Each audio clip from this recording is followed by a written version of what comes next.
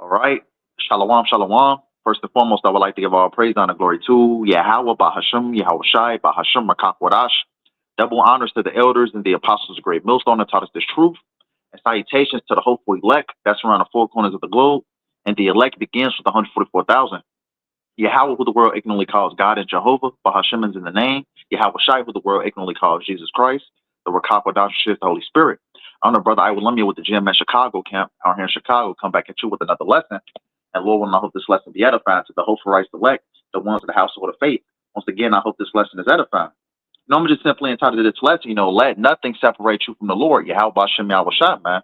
And nothing should be able to separate us from the love of Yahweh Shem Yahweh man. And the inspiration that gave me the spirit to do this lesson through the spirit of power Yahweh Shem Yahweh was Romans 8, verses 35 to verse 39. I'm gonna jump into it, but something I was meditating on yesterday, man, like, a lot of people that, was once in line with this word and ultimately fell out the truth, man, whatever, whether they left the truth for their woman, for their family, a job, ultimately selling themselves cheap, right?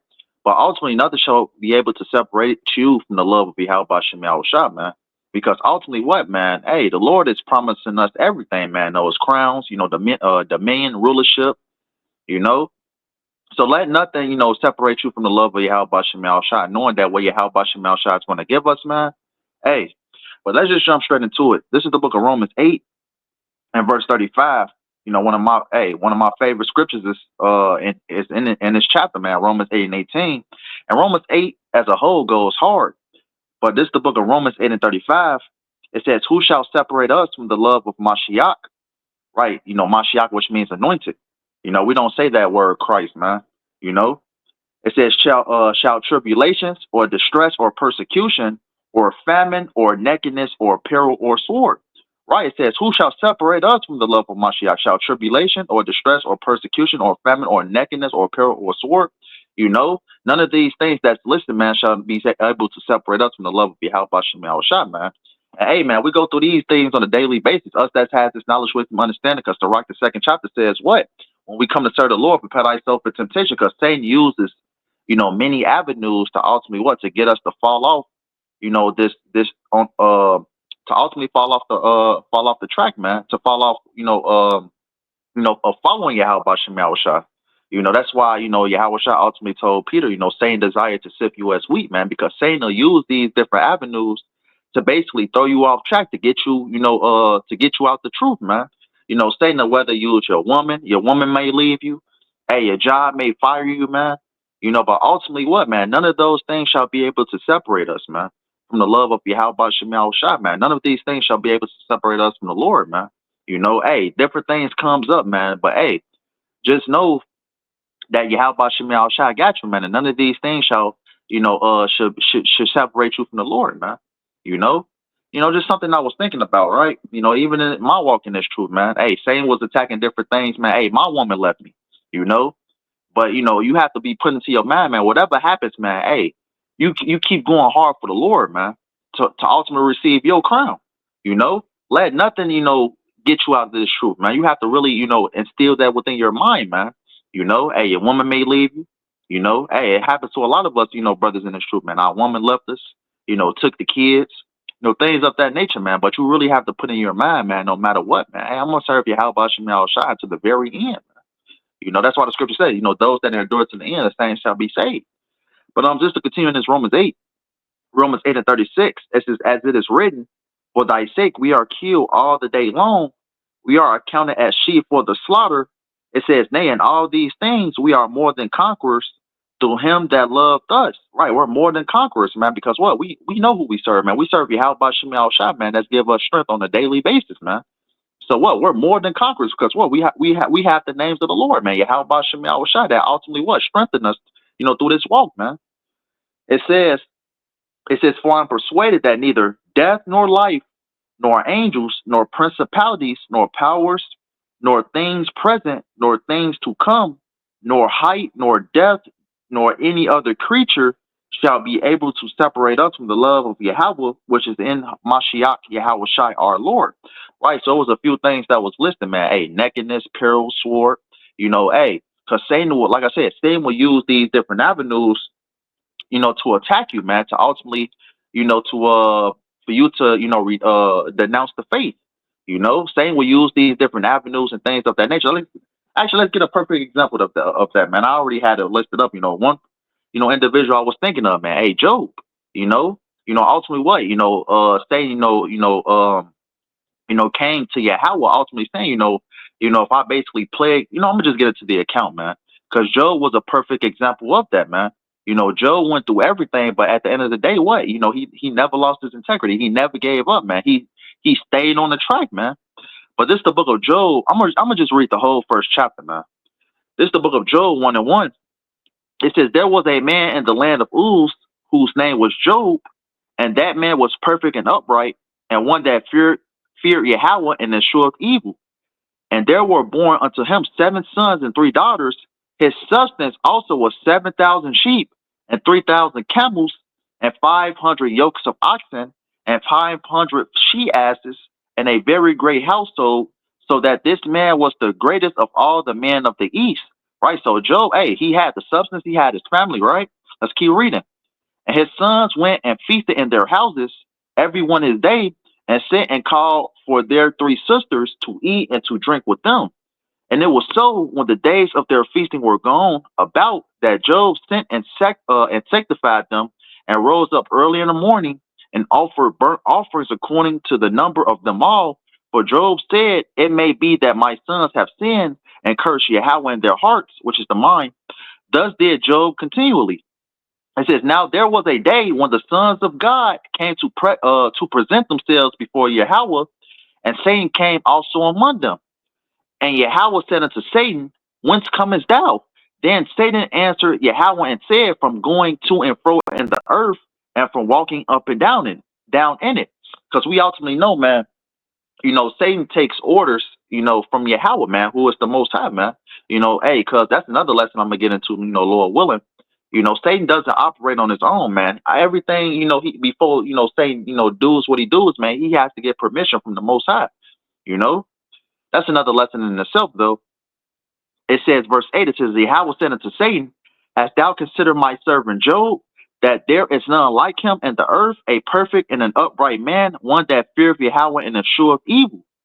It says, then Satan answered Yahweh and said, does Job fear Yahweh for naught? Has not thou made an hedge about him, and about his house, and about all that he hath on every side? That thou hast blessed the work of his hands, and his substance is increased in the land. So ultimately, Satan came to Yahweh saying, ultimately, if I do this and I do that, he ultimately what, ultimately, basically denounce the faith, with how can I say it? Denounce the faith, or ultimately, stop believing in the Most High. Ultimately, Satan, do these different things to Job. So Satan is basically, introducing these things to the Most High. If I do this, if I do that, hey, Job will stop believing. But let's continue reading.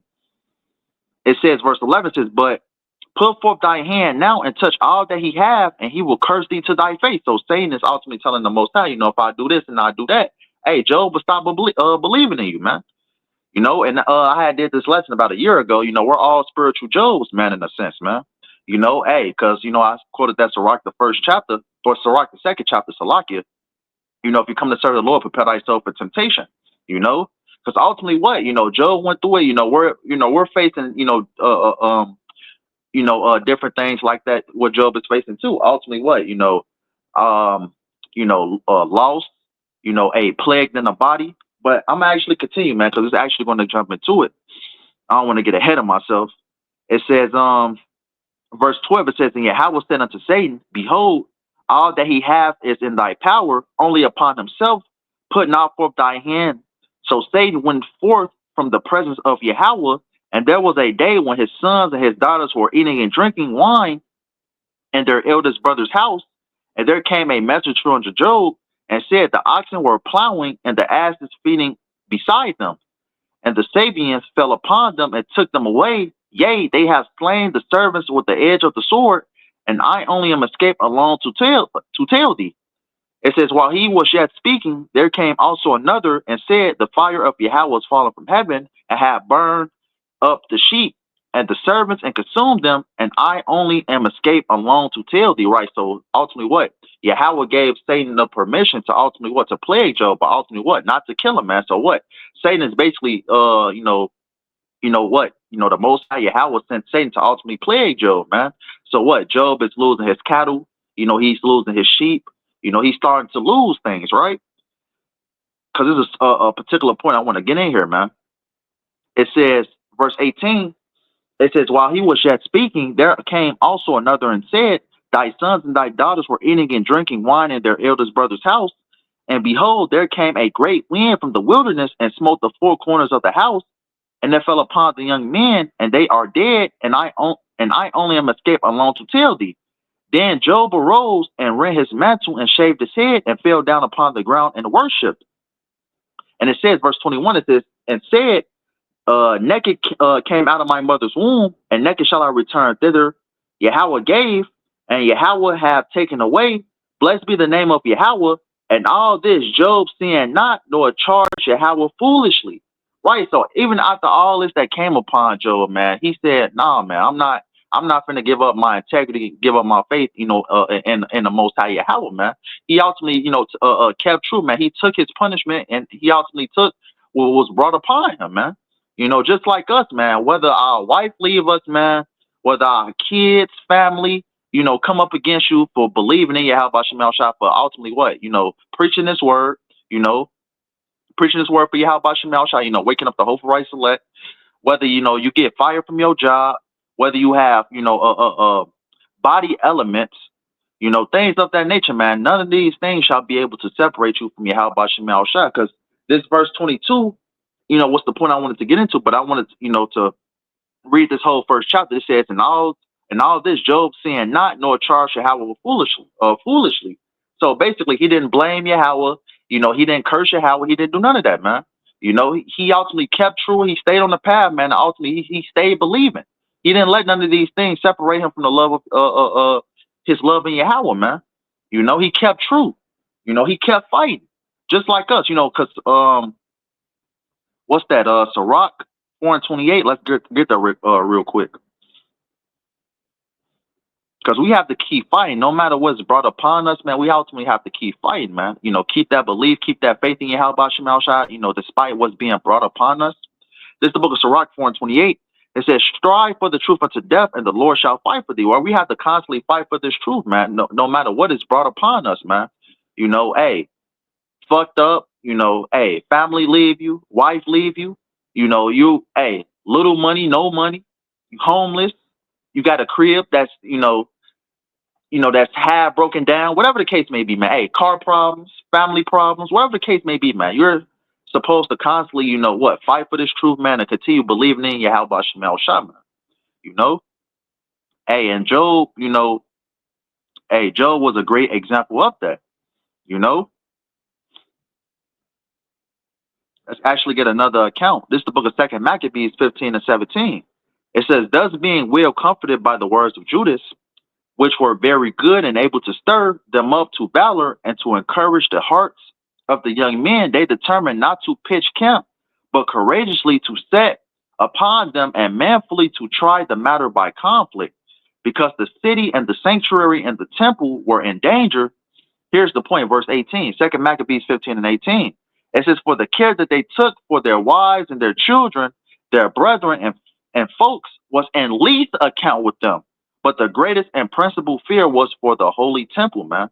Hey, because ultimately what, man, family, your children, hey, none of that matters, man. This work, and ultimately, continue to what, to push forward this truth, and ultimately push the names of Yahweh Shemel Shah, stand stiffly for this truth no matter what, man. That's what ultimately what counts at the end of the day, man.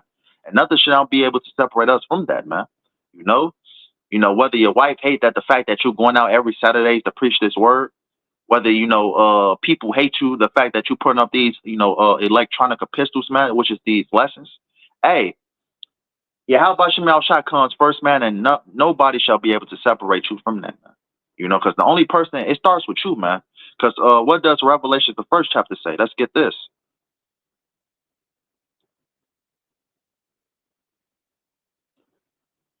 This is the book of Revelations 1.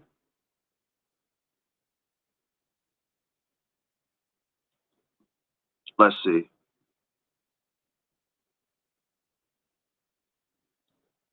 What's a good place to start?